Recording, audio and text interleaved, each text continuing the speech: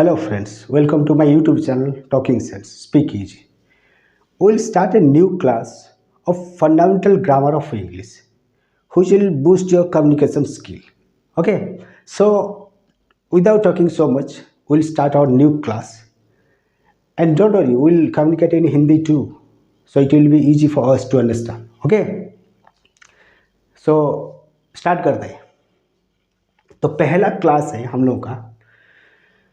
हम लोग ग्रामर पढ़ने से पहले क्या है, इसके जो लेटर्स होते हैं, अल्फ़ाबेट्स होते हैं, या आपका जो वर्ड्स होता है या सेंटेंस जो होता है, उस सब के बारे में थोड़ा आइडिया लेंगे. ठीक है, ये फर्स्ट क्लास बस उसी के ऊपर है. तो क्या क्या है ना, आपका अल्फ़ाबेट है, लेटर्स, वर्ड्स एंड सेंटेंसेस. ठीक है, यही सब चीज़ के बारे में आज हम लोग पढ़ेंगे. थोड़ा कंफर्म हो जाएंगे, इसको थोड़ा अच्छे से इसको समझ जाएंगे, फिर आगे ग्रामर हम लोग का एक्चुअल ग्रामर जो है वो स्टार्ट होगा. ठीक है, तो अल्फ़ाबेट, लेटर्स, वर्ड्स में ये जो लेटर्स है उसको पहले थोड़ा समझो, उसके बाद हम अल्फ़ाबेट जाएंगे. लेटर्स क्या होता है in English grammar? In English there are 26 letters. How many letters? 26 letters. Okay, total there 26 letters means A to Z, A से जेड तक हम लोग का टोटल 26 लेटर्स होता है. ठीक है, तो ये जो ए से जेड तक जो 26 लेटर्स होते हैं, उसमें से आपके कुछ होता है, इसको हम मतलब दो भाग में हम इसको बांटेंगे. उससे पहले और थोड़ा जान लेते हैं. ये जो 26 लेटर्स होते हैं इंग्लिश में, ये सब 26 लेटर्स का जो ग्रुप है उसको लेके ये इंग्लिश अल्फ़ाबेट हम कहते हैं, ये अल्फ़ाबेट बनता है. ठीक है, इसका मतलब in English alphabet there are 26 letters A to Z. समझ आ गया?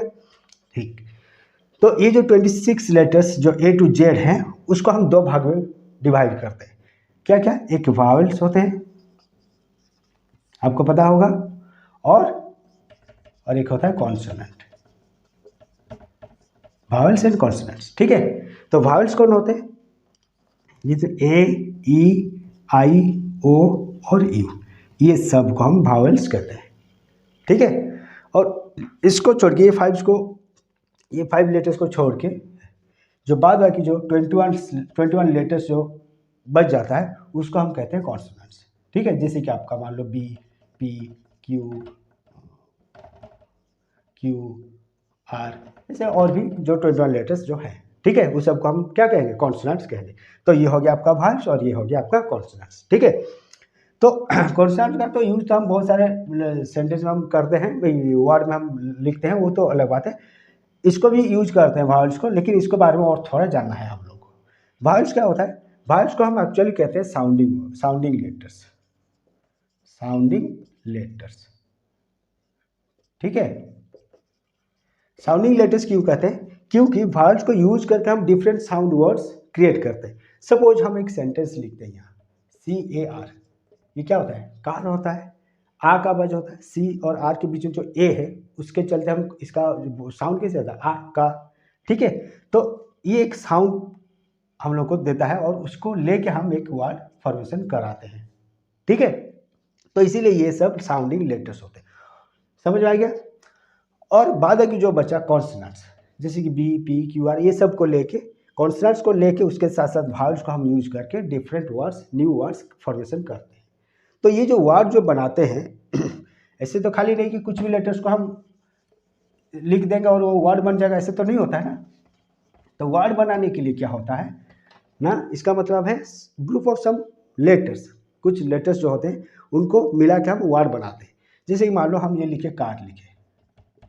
ठीक है, तो इसमें 3 लेटर्स हैं, 3 लेटर्स, CA एंड R. ये 3 लेटर्स को मिला के हम एक वर्ड बनाए कार. इसका मतलब है आपका एक व्हीकल है, एक वाहन है. ठीक है, लेकिन इसको अगर हम ऐसे लिखते RAC ऐसे अगर लिखते तो इसका कोई मतलब होगा? नहीं होगा. इसका मतलब क्या है ना, आप जब एक वर्ड बना रहे हो यूजिंग सम लेटर्स, उसका एक मीनिंग होना जरूरी है. अगर मीनिंग नहीं होगा तो आप उसको वर्ड नहीं कह सकते. You can say a word if there is no meaning. Okay, तो ये मीनिंग होना जरूरी है, तब जाके वर्ड बनेगा. समझ आ गया वर्ड्स के बारे में? अभी जाएंगे हम लोग सेंटेंस के बारे में। तो सेंटेंस क्या होता है? सेंटेंस में भी वही सेम चीज़ है, जैसे वर्ड का होता है वैसे सेंटेंस। यहाँ ग्रुप ऑफ वर्ड्स, जब हम एक सेंटेंस फॉर्म बनाते हैं उसमें बहुत सारे वर्ड्स कंबाइन करके उसको बनाते हैं, ठीक है। जैसे कि हम लिखे a boy is playing in the field, ठीक है।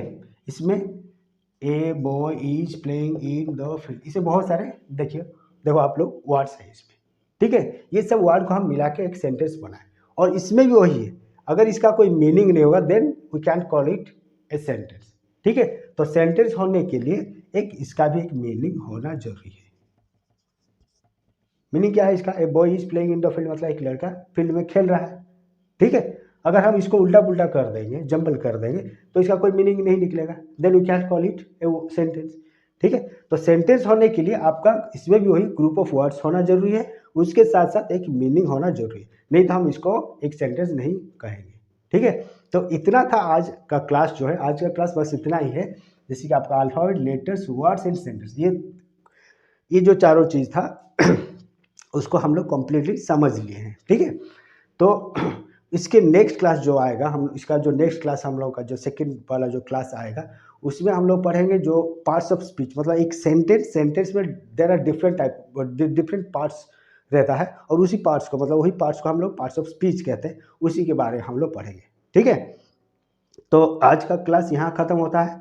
सो आज यूजुअल हम बोलेंगे, अगर आपको ये क्लास अच्छा लगे तो please like it and share it, and please subscribe my channel Talking Sense Speak Easy.